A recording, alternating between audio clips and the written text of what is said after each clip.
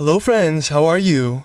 I'm here today on my channel to make a short video about something relatively nice in terms of modifications. So I haven't touched my guitar that I've loved for years now. My little stiff alert, but that hasn't changed.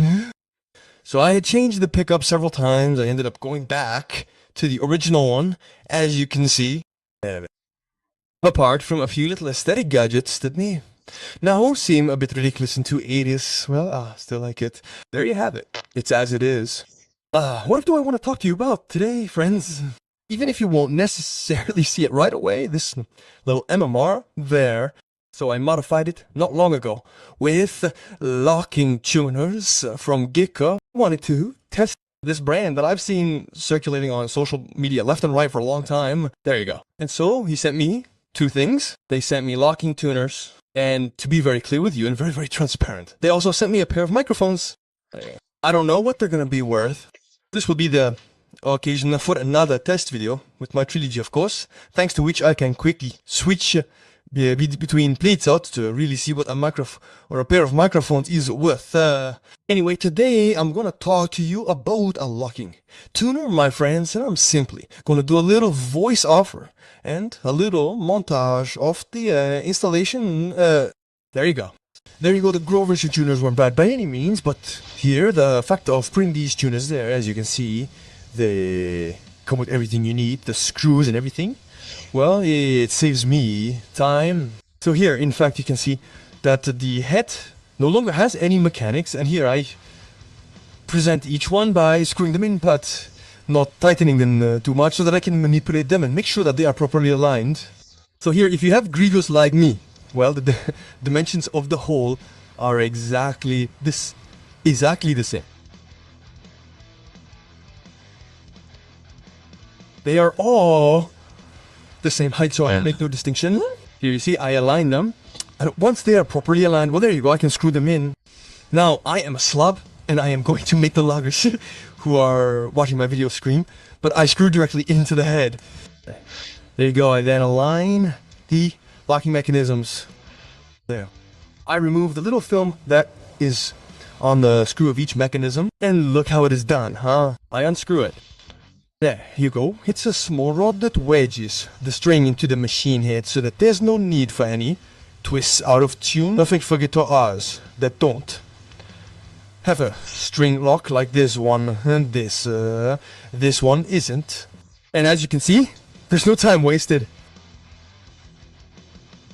I place the cord, I run it through the tuning pegs hole. There you go. I pull, I lock it. That's it. You see? There you go. Then I make a little bend. You can see a few twists in the machine head. So there's no twist. There's not even half a twist in the machine head. You see? There you go. I'm at pitch. Done. Cut off excess at the machine head. You clearly see. It doesn't even go around once. There you go. And now it's cool. It's perfect. It's installed. And BB is happy. Here's the result. Typically, it's perfectly level at the headstock, perfectly aligned, perfectly level. So if you have a Charvel, look, the alignment is perfect. There you go. So it works perfectly. And so they are installed here on my guitar, so on my Raid, which has undergone, apart from the pickup changes, but here I have returned to the original again, as I specified, which has undergone, without realizing it, its first major modification on my part. So it has not undergone only that. It is a guitar that I have had since 2010, which had already been refretted, which had been refretted 4 times with normal frets. On the 5th refret, I asked Charlie Ramise to put stainless steel on it. There you go, he asked me to put stainless steel on it. I did not ask him to do that on this guitar. In fact, I also asked him to give me a thrust button adjustment without having to disassemble it, because these are Japanese series that required removing the neck to be able to adjust the heel underneath.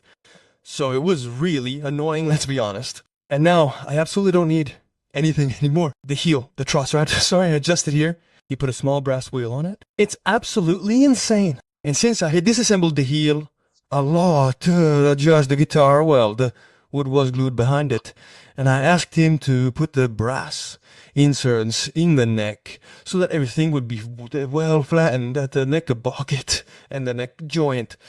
It gives an even better guitar, and it's true that switching to stainless steel adds about 15 to 20% more treble.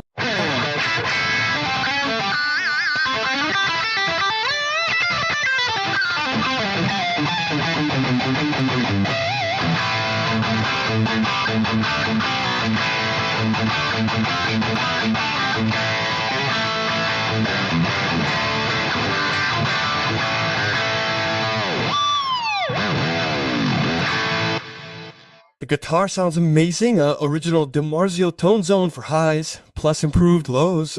I love the evolution. Just listen to this beautiful neck pickup sound.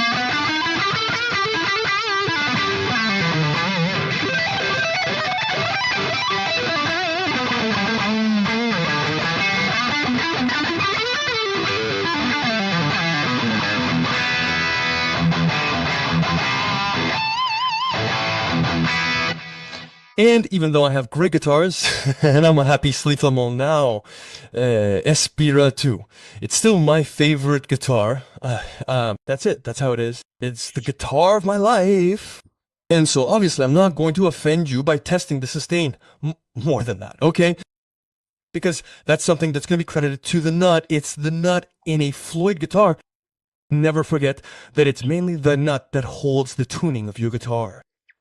But on the other hand, when I need to change strings, well, bam, it takes a second thanks to the locking mechanism from which, well, it suits me. Me perfectly. It works very well. I'll put the link in the description for the reference of these mechanisms. It circulates from time to time, or rather very often on social media at the moment, and it's high quality. There you go. I honestly had some doubts. I thought it was another advertising campaign where everyone was bribing influencers. There you go. I just got the mechanics. I'm not getting paid for this. So I don't feel like I'm getting bribed. There you go. So there you go. The test is done. I think I'll, of course, test this pair of microphones on a feather plate from the trilogy, see what it's like. In any case, I'll put the link in the description for the mechanics in question, my friends.